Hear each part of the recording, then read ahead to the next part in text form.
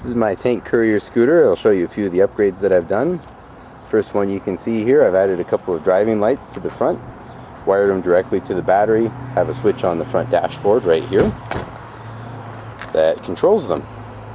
They draw an awful lot of power, so I have to use them judiciously so I don't wear out my battery.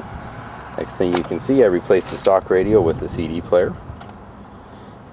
And I've also added a tachometer right here. The tachometer runs all the way down. You can see where it wraps around the wire going to the spark plug. Other things that I've added, I now have a electric fuel pump. You can see it right there in place of where the old vacuum driven fuel pump was.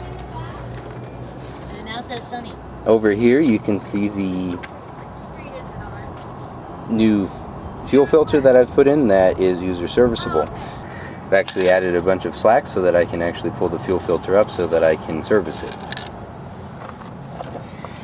Next, I've put in the 30mm KN carburetor with the performance aluminum manifold, intake manifold, which significantly improved my speed that I've gotten. Also, I've taken out the original air box and put in a foam filter style air filter.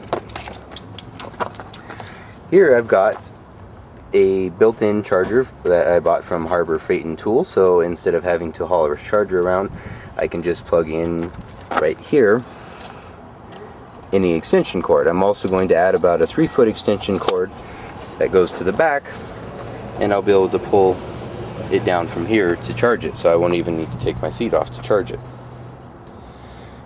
Other things that I've added, on the roof here I've installed a solar panel around the edges of it. I just adhesive it on there, and then around the edges I used vinyl tape so that it is not very noticeable from very far away.